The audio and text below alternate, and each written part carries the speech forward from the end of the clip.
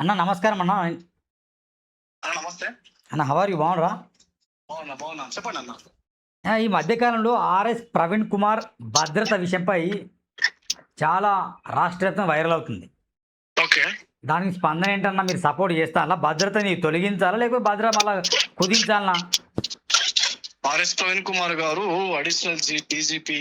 హ్మ్. ఆయన అప్పట్లో ఆయన ఆంధ్రప్రదేశ్ గవర్నమెంట్ ఉన్నప్పుడు కావచ్చు, ఉమ్మడి ఆంధ్రప్రదేశ్ లో కావచ్చు, ఆయన నక్సలిజం అప్పుడు ఎక్కువ ఉన్నప్పుడు చాలా మంది మావోయిస్టులను కానీ హ్మ్. వీళ్ళందరూ కూడా తప్పిపోయిన నా మిత్రులు మీరు జనజీవన సవంతులు కలపాలని చెప్పేసి అప్పుడు చాలా మందిని మావోయిస్టులను కూడా ఆయన జనజీవన సవంతులు కలిపాడు. సో ఆయనకు అప్పుడు ఉన్నటువంటి రాష్ట్రపతి గాని మంచి మెడల్స్ ఇచ్చారు. సో ఆయనకు ఖచ్చితంగా ఆయనకు థ్రెట్ ఉందని చెప్పేసి ఆనాటి ప్రభుత్వాలే చెప్పారు. అధికారులు, పోలీస్ యంత్రాంగం గాని అధికారులు కూడా ఆయనకు చెప్పడం జరిగింది కదా. సో అలాంటి ఉన్నత స్థాయి ఒక అధికారి దేశం కోసం ఆయన పోరాటం చేసిన వ్యక్తి కదా. సో అలాంటి వ్యక్తికి గౌరవంగా ప్రభుత్వాలు ఆయన బతుకున్నన్ని రోజులు కూడా ఆర్ఎస్ ప్రవీణ్ కుమార్ గారికి బుల్లెట్ ప్రూఫ్ కారు ఉండాలి. సో ఆయన గన్మెన్లు కూడా ఆయన బతుకున్న రోజులు ఆయనకి ఇవ్వాలని చెప్పేసి అధికారులు, ప్రభుత్వాలు కూడా దాన్ని నిర్ణయించినాయి కదా. సో అలాంటి అధికారికి ఈ విధంగా ఈరోజు తొలగించడం అనేది అది రాజ్యాంగానికి విరుద్ధమే. మరి రేవంత్ రెడ్డి ప్రభుత్వం ఇది కుట్రపూరితంగా చేస్తుంది. ఆ రకంగా చేయడం అనేది అయితే అది కరెక్ట్ కాదు. అంటే గతంలో బీఆర్ఎస్ పార్టీలో ఉన్నప్పుడు కూడా ఆర్ఎస్ ప్రవీణ్ కుమార్ గారు స్వయంగా తానే చెప్పిండు, బీఆర్ఎస్ పార్టీలో కూడా నేను చాలా ప్రశ్నించాను, కానీ ఎప్పుడు కూడా నాకు అక్కడ అంటే ఫ్రీడమ్ ఉంది అక్కడ బీఆర్ఎస్లో. అంటే అంటే బుల్లెట్ ప్రూఫ్ గుంజుకోవడం కావచ్చు, గన్మెన్ తొలగించడం ఇట్లా చేయలేదు. మరి కాంగ్రెస్ ఆయనలో ఎందుకు స్పెషల్గా ఆర్ఎస్ ప్రవీణ్ కుమార్ గారి పైన మాత్రమే ఆయన గన్మెన్లు ఎందుకు ఎందుకు తొలగిస్తాను అసలు?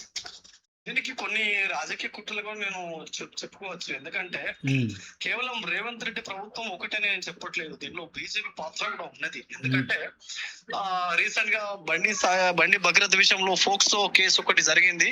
సో అది తెర మీదకి తీసుకొచ్చింది బీఆర్ఎస్ పార్టీ రాష్ట్ర ప్రధాన కార్యదర్శి అయినటువంటి ఆర్ఎస్ ప్రవీణ్ కుమార్ గారే. దాని రాష్ట్రంలో పెద్ద ఎత్తున కూడా దాని మీద పోరాటం చేయడం చాలా మంది చూస్తాం.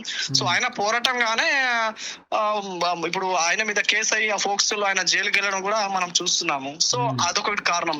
రెండవ కారణం ఏంటంటే రీసెంట్ గా ఇప్పుడు బీఆర్ఎస్ పార్టీలో ప్రధానంగా ఆర్ఎస్ ప్రవీణ్ కుమార్ గారి యొక్క వాయిస్ అనేది ఇప్పుడు చాలా పార్టీలో బలంగా పోతున్నది. అది వాస్తవం. అంటే మీరు బీఆర్ఎస్ పార్టీ మద్దతు లేకపోతే ఆర్ఎస్ ప్రవీణ్ కుమార్ మద్దతు? మీరు ఇక్కడ నేను మద్దతు విషయంలో నేను మాట్లాడతలేను. ఆయన మీద ఎందుకు ఈ కుట్ర జరుగుతున్న విషయంలో కొంత వివరణ ఇవ్వాలనుకుంటున్నా. ఒకటి, ఆయన గురుకులాల్లో మొన్నగా 3,000 కోట్ల టెండర్ల విషయంలోనో సంథింగ్ నేను చూసాను, అన్న ట్వీట్ లో చూస్తాను నేను. సో దాంట్లో కుంభకోణం జరిగిందని చెప్పేసి దాని మీద మాట్లాడడం కానీ, లేకపోతే ప్రభుత్వం యొక్క వైఫల్యాలు కానీ, ప్రభుత్వం మీద ఆయన పోరాడుతున్నాడు కదా. అన్యాయం జరిగిపోయింది, అక్రమాలు జరుగుతున్నాయి, స్కాములు అవుతున్నాయి, స్కీములు అవుతున్నాయి, ఇవన్నీ భూ స్కాములు జరుగుతున్నాయి, అవన్నీ రోజు నేను చూస్తున్నాం కాబట్టి. సో ఇవంతా కూడా ఆ కుట్రలో భాగంగానే ఆయన ప్రతిపక్షంలో చాలా ఫైట్ చేస్తున్నాడని ఒక కుట్రలో భాగంగా బీజేపీ, కాంగ్రెస్ ఇద్దరు కలిసి ఈ కుట్రకు తెరలేపినట్టుగా నేను అనుకుంటున్నాను. ఇంకో ప్రధానమైన డౌట్ ఏంటంటే బ్రదర్, ఇప్పుడు ఏ పార్టీలైనా ఇప్పుడు ఆర్ఎస్ ప్రవీణ్ కుమార్ బడుగు బలహీన వర్గాలకు సంబంధించిన నాయకుడు. అవును. ఇదే బీఆర్ఎస్ పార్టీలో చాలా మంది రెడ్డి ఉన్నారు, వేలమంది ఉన్నారు. మరి వాళ్ళ మీద ఎందుకు కుట్ర? కేవలం దళితుల మీద ఎందుకు జరుగుతాయి? ఇది ఇప్పటి కాదు బ్రదర్, దాదాపు అది అనాది కాలంలో డాక్టర్ బాబాసాహెబ్ అంబేద్కర్ గారు ఆనాటి నుండి ఈడి వరకు జరుగుతున్నది. సో ఇది కొత్తగా కాదు కదా. దళితుల మీద అనేక ఇప్పుడు బీజేపీ పార్టీ ఉన్నటువంటి దళిత నాయకుల మీదనే కుట్ర ఇలాంటి జరిగినాయి. అసమానతలు ఇవన్నీ ఉన్నాయి కదా ఇప్పటికి కూడా. సో అది బాగా కుట్రలో భాగంగానే జరిగింది. ఆయన ప్రధాన కార్యదర్శిగా ఫైట్ చేస్తున్నాడు. సో ఇదంతా కూడా ఆయన ఆ విషయాల్లో ఈయన ప్రతిపక్షంగా ఆయన మాట్లాడుతున్నాడు, బీఆర్ఎస్ పార్టీలో చురుకుగా పనిచేస్తున్నాడు. సో అది రేవంత్ రెడ్డి గారికి అటు బీజేపీ పార్టీకి కొంత ఆయన మీద కొంత జటిలంగా కనిపిస్తున్నది ఈ విషయంలో. అందుకోసం ఈయన మీద కుట్రలో భాగంగానే అది తీసేస్తున్నాడు. కానీ అది తొలగించడం అంటే ప్రవీణ్ కుమార్ ని చంపేద్దామనే ప్లాన్ ఏమన్నా బీజేపీ కావచ్చు, రాష్ట్రంలో కాంగ్రెస్ పార్టీ కంకణం కట్టుకుందా? కంకణం కట్టుకుందా అంటే, ఎందుకంటే ఆయన ఐపీఎస్ అధికారి, గతంలో ఆ నక్సలైట్లతోటి ఆయననే చాలా సందర్భాల్లో చెప్పారు కదా, నాకు ఇంత థ్రెట్ ఉండేది, అట్లా థ్రెట్ ఉండేది, నేను వాళ్ళతో ఇట్లా పనిచేసిన ఆయన. సో ఆయన అప్పుడు ఉన్నటువంటి ఆ ప్రభుత్వంలో కూడా మావోయిస్టులతోటి మరి ఫ్యాక్షనిజం మీద కానీ సో వీటన్ని మీద కూడా ఫైట్ చేసినప్పుడు ఆయనకు థ్రెట్ ఉండొచ్చు, ఎందుకు ఉండదు? ఆయన అప్పటి నుండి ఆయన పోరాటం చేసిండు కదా, దేశం కోసమే కదా ఆయన కొట్లాడింది. సో అలాంటి వ్యక్తికి థ్రెట్ ఉండొచ్చు. వినండి, అధికారులే, పోలీస్ అధికారులే ఆర్ఎస్ ప్రవీణ్ కుమార్ గారు మీకు ఇట్లా మీకు ప్రాణ అపాయం ఉంటది, సో మీకు థ్రెట్ ఉందని చెప్పేసి పోలీస్ అధికారులే కదా మరి ఆయనకు చెప్పినట్టు నేను ఇంటర్వ్యూ కూడా చూస్తా కదా. సో ఉంటది, ఎందుకు ఉండదు? ఎవరైనా ఉంటది కదా. ఇప్పుడు చాలా మంది దళిత లీడర్స్ లో ఎంతో మంది మరి ఉన్నతమైన స్థాయికి వచ్చి ఒక లీడర్ ఎదగాలంటే దళితులనే అనాధికారుల నుండి తొక్కేస్తున్నారు. సో ఇది కూడా ఒక కుట్రలో భాగం అని చెప్పేసి అనుకుంటున్నాను. ఆయన ప్రాణానికి ముప్పు ఉండొచ్చు, ఎందుకు ఉండదు? ప్రభుత్వాలే కదా దళితుల మీద వాళ్ళు ఎదగాలని ఎవరు. అయితే ఇంతకు ముందు ఒక వీడియో పెడితే దానికి ఒక కామెంట్ ఏమేమి పెట్టారంటే, ఎమ్మెల్యేకు పోటీ చేస్తే 3వ స్థానానికి పోయిండు, ఎంపీకి పోటీ చేస్తే 3వ స్థానానికి పోయిండు, అతనికి ప్రభుత్వం ఎందుకు సెక్యూరిటీ ఇవ్వాలి?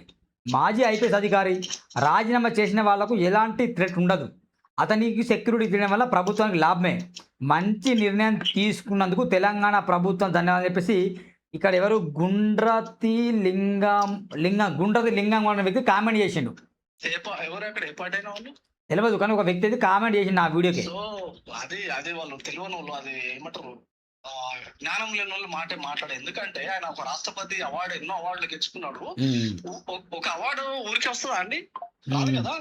అయితే ఇప్పుడు ఎవరు కూడా ఆయన ఒక పోలీస్ శాఖలు ఉన్నప్పుడు ఆయన దేశం కోసం పనిచేసి తప్ప గానీ ఆయన కాదు కదా. మనం ఆ కోణంలో ఎప్పుడైనా ఆలోచించాలి. ఆయన దేశం కోసము పోరాటం చేసిన వ్యక్తి.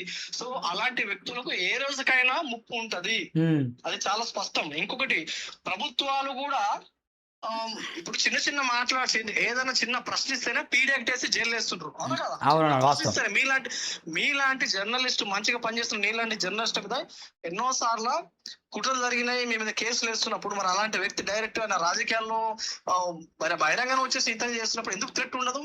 ఉంటది అనేది భావిస్తుంది. ఎందుకంటే ఇప్పుడు అగ్రవర్ణ ఆధిపత్య కులాలు ఎప్పుడు కూడా పేద వర్గాల మీద దాడులు చేస్తున్నాయి కదా. అది ఏ పార్టీ అయినా అగ్రవర్ణాధిపత్య కులాలు బడుగు బలహీన వర్గాల నాయకుల మీద, వాళ్ళ భవిష్యం మీద, అదేవిధంగా వాళ్ళ గుళ్ళకు వచ్చిన సహించరు, వాళ్ళు రాజకీయ ఎదిగిన సహించరు, వాళ్ళ ఉన్నతమైన స్థానంలో ఉన్న వీరు సహించరు. కాబట్టి ఖచ్చితంగా వాళ్ళ వల్ల ప్రమాదం ఉంటది. దీన్ని కూడా నేను తీవ్రంగా ఖండిస్తా ఉన్నా. ఖచ్చితంగా ఆయనకు బుల్లెట్ ప్రూఫ్ కారు ఉండాలి, అదే విధంగా ఆయన గన్మెన్లు కూడా ఉండాలి. ఇది అప్పటి అధికారులు కదా, మీరు బతికున్నన్ని రోజులు ఈయనకు ఖచ్చితంగా థ్రెట్ ఉంటది. కాబట్టి ఆయన ఉన్నన్ని రోజులు ఆయనకు బుల్లెట్ ప్రూఫ్ కార్ ఇంకా ఈ గన్మెన్లు ఉండాలని చెప్పేసిగా అధికారులు కదా ఆయనకు ఇచ్చారు. సో నాకు ఇంకోటి గమ్మత్తైన విషయం ఏంటంటే, సో ఏదైనా కార్ తీసుకున్నప్పుడు గన్మెన్లను తొలగించినప్పుడు అఫీషియల్ గా వాళ్ళకి ఇంటిమేషన్ ఇవ్వాల్సిన అవసరము ఖచ్చితంగా ప్రభుత్వానికి ఉన్నది.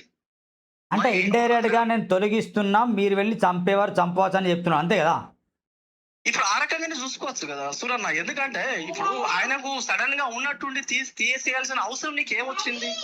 పాయింట్ ఒకటి ఎందుకు వచ్చిందంటే, రేవంత్ రెడ్డి అన్యాయాల మీద, ఆయన అక్రమాల మీద, ఇప్పుడు భూములు ఇవన్నీ చూస్తున్నాం, స్కాములు అని చెప్పేసి ప్రతిరోజు ఆర్ఎస్ ప్రవీణ్ కుమార్ గారు బీఆర్ఎస్ రాష్ట్ర ప్రధాన కార్యదర్శి హోదాలో ప్రతిరోజు ప్రశ్నిస్తున్నాడు. కాబట్టి మొన్న కూడా నేను బాడీ షేమ్ మీద గుండె అని చెప్పేసి మాట్లాడిండు. సో ఇప్పుడు అది అలా మాట్లాడము అది కరెక్ట్ కాదు కదా. ఆయన బాడీ మీద మాట్లాడాల్సిన అవసరం ఏముంది? ఎందుకంటే ఆయన దళితుడు అని చెప్పేసి, అంటే అసమాన వ్యక్తి కదా, అట్లా కాదు కదా. అంటే అతన్ని కూడా చాలా మంది పొట్టోడని రేవంత్ అన్నారు కదా, మరి బీఆర్ఎస్ లో కేటీఆర్ కావచ్చు అందరూ అన్నారు కదా. రేవంత్ రెడ్డి భాష ఎలా ఉంటది చూడండి. ఆయన సరే అండి, ముఖ్యమంత్రి హోదాలో అలాంటి రకాలు ఆ విధంగా మాట్లాడకూడదు కదా, ఉన్నతమైన పదవి కదా ఇది. అట్లా మాట్లాడొచ్చా? అది సంస్కారం కాదు కదా. ఎవరైనా ఇప్పుడు ఆ రేవంత్ రెడ్డి కాదు, ఎవరు మాట్లాడినా కూడా అన్పార్లమెంటరీ లాంగ్వేజ్ ని ఖచ్చితంగా నేను దాన్ని నేను సమర్థించను. మొత్తానికి మీరు ఆర్ఎస్ ప్రవీణ్ కుమార్ మీద జరిగిన దాన్ని ఖండిస్తాను, ఒక కుట్రని ఖండిస్తాను మీరు, అంతేనా? ఖచ్చితంగా ఇది కుట్రలే ఉంటది. రేపు ఏదైనా ఆయనకు ప్రాణాపాయం ఉండదని చెప్పేసి ప్రభుత్వాలు చెప్తున్నాయి. ఇప్పుడు చాలా మంది, ఇప్పుడు మందకృష్ణ మాదిగ గారు కావచ్చు, విశారదన్ మహారాజ్ కావచ్చు, సో చాలా మంది కూడా దీన్ని తీవ్రంగా ఖండిస్తారు. ఒక బహుజన నాయకుడిగా రాజ్యాంగానికి విరుద్ధం కాబట్టి, ఆయన ఒక ఐపీఎస్ అధికారి కాబట్టి ఖచ్చితంగా ఆయనకు భద్రతను పెంచాల్సిన బాధ్యత ప్రభుత్వాల మీద ఉన్నది. రేపు ఏదైనా జరిగినా కూడా పూర్తి బాధ్యత రేవంత్ రెడ్డి మాత్రమే వహించాలి. రేవంత్ రెడ్డి, అటు బండి సంజయ్, బీజేపీ ప్రభుత్వం కూడా దీనికి వతస్సు పలుకుతో కనిపిస్తా ఉన్నది. కాబట్టి అటు బీజేపీ ప్రభుత్వం, ఆ కేంద్రంలో ఉన్నటువంటి బీజేపీ, ఇక్కడ ఉన్నటువంటి ఈ కాంగ్రెస్, వీరిద్దరు కూడా రేపు బాధ్యత వహించాల్సి వస్తుంది. నిజమే. ఎందుకంటే మీరు చెప్పేది కూడా వాస్తవం. ఎందుకంటే అంటే వాస్తవానికి రాజకీయ పరంగా విశారదన్ మహారాజ్ ప్రవీణ్ కుమార్ చాలా దూరస్తులే. కానీ ఒక దళిత బిడ్డకు విశారదన్ మహారాజ్ సహకరిస్తాడు. మందకృష్ణ మాయ మరి బీజేపీ వాళ్ళు సహకరిస్తలేరు. ఎక్కడ ఎక్కడ ఖండిస్తలేరు. RS Praveen Kumar bulletproof విషయంలో కావచ్చు, గన్మెన్ల విషయంలో కావచ్చు, ఇవ్వాలి ఆయన థ్రెట్ ఉందని బీజేపీ వాళ్ళు ఖండిస్తలేరు. ఇప్పుడు ఇప్పుడు ఆయనకు స్పందించడం ఎవరు? బహుజన వర్గాలు, సో ఆయన అభిమానులు, బిఆర్ఎస్ పార్టీ, దళిత సామాజిక వర్గంలో ఉన్నటువంటి ఎంఆర్పిఎస్ నాయకుడు మందకృష్ణ మాదిగ, విశారద మహారాజు, ఇప్పుడు నీలాంటి వాళ్ళు, నాలాంటి వాళ్ళు, బహుజన బిడ్డలు అందరూ కూడా. అంటే ఈ విధంగా తీసివేయడం అనేది కరెక్ట్ కాదు. ఇది రాజ్యాంగానికి విరుద్ధము. ఇది ఇది ఆయనకి ఇచ్చినటువంటి విలువ అది కాదు కదా. అంటే నువ్వేంది ఇప్పుడు నీకు ఇప్పుడు జనాలలో ఆయన ఒక ఐపీఎస్ అధికారి, ఆయన దేశం కోసం పనిచేసిన వ్యక్తి, ప్రాణాలకు తెగించి ఆయన కుట్లన్న వ్యక్తికి నువ్వు ఆ రకంగా తీసేయడం అంటే అది అంతకంటే దుర్మార్గము ఇంకొకటి ఉండదు. ఇది ఆయన రేవంత్ రెడ్డికి అది ఏ రకంగా ఆయన అది చాలా కుట్ర అని చెప్పి అనిపిస్తుంది. అది కరెక్ట్ కాదు. ఎందుకంటే ఆయనను అగౌరవపరిచినట్టు అవుతుంది అని నేను భావిస్తా ఉన్నా. కరెక్ట్ కాదు. Thank you very much. చివరికి ఒక ప్రశ్న వేయాలా? ఆర్ఎస్ ప్రవీణ్ కుమార్ కి, దుర్గం ప్రవీణ్ కి ఎక్కడో చెడింది అనే ఒక వార్త మాత్రం సిరిపూర్లో వైరల్ అవుతుంది. అంటే ఆర్ఎస్ ప్రవీణ్ కుమార్ దగ్గర మరి ప్రవీణ్ కుమార్ వెళ్ళట్లేదు.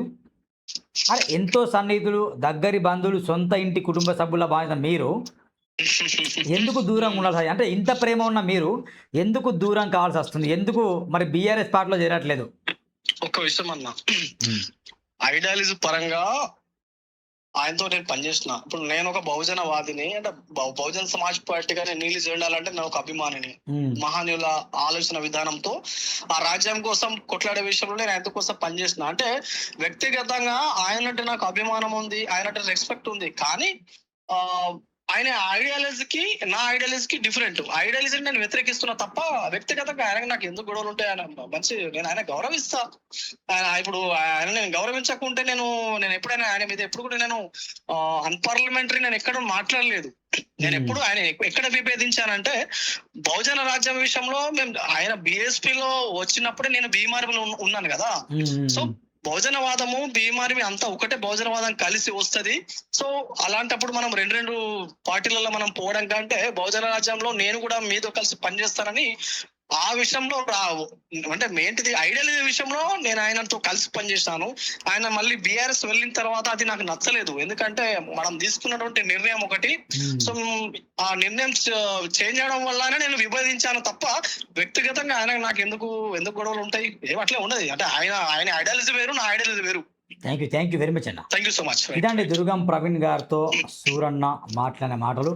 నిజంగా బహుజనవాదిగా, బహుజన బిడ్డగా దుర్గం ప్రవీణ్ వ్యక్తిగతంగా కావచ్చు, ఆయన ఐడియాలజీ పరంగా ఎక్కడ విమర్శ చేయలేదు. ఒక దళిత బిడ్డ, దళిత నాయకుడు, సామాజికంగా పోరాటం చేస్తున్న వ్యక్తికి Z+ కేటగిరీ ఉండాలని ఆయన ఇప్పటికీ డిమాండ్ చేస్తాను. దుర్గం ప్రవీణ్తో మాట్లాడిన సూరన్న మాటలు ఈ వీడియో అందరికి షేర్ చేయండి. Thank you very much. Bye. ఇదండి. Thank you.